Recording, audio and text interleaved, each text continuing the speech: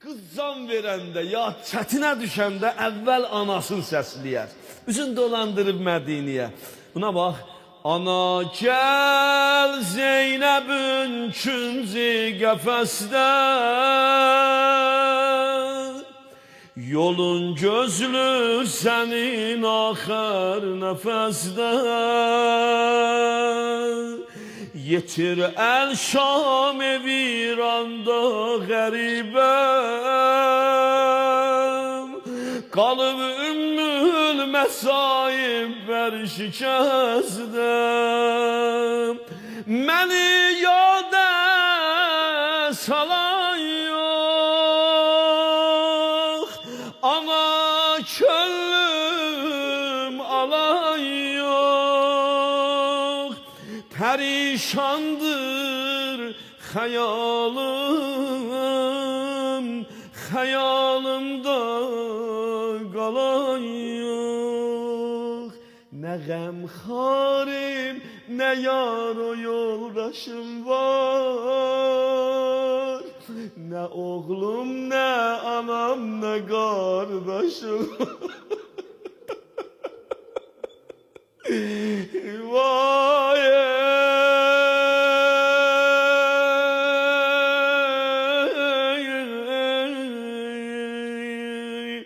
Gül-i Zəhra, əziz-i mürtəzayım, əsir-i pəncə-i dəst-i qəzayım. Çıxır can sinədən amma Hüseynə, əzadarəm ana sahib əzayəm. Qəm artır mənzilimdə, nə çarəm var əlimdə. Gözüm Kərbəlada, Hüseynim vay dilimdə. Nə qəmxarim, nə yar o yoldaşım var, nə oğlum, nə anam, nə qardaşım var. Eşit dərdim ana, dərdim bilən yox, sirişki əşkimi üzdən silən yox. Əbəl Fəzlo, Hüseyno müctəbadən, sınıb qəlbim hər aya bir gələn yox. Buna bax.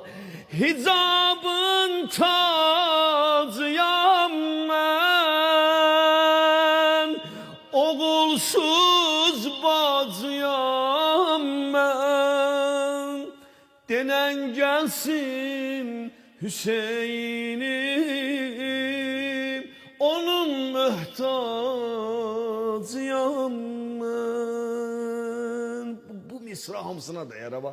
Kəfənsiz qardaşım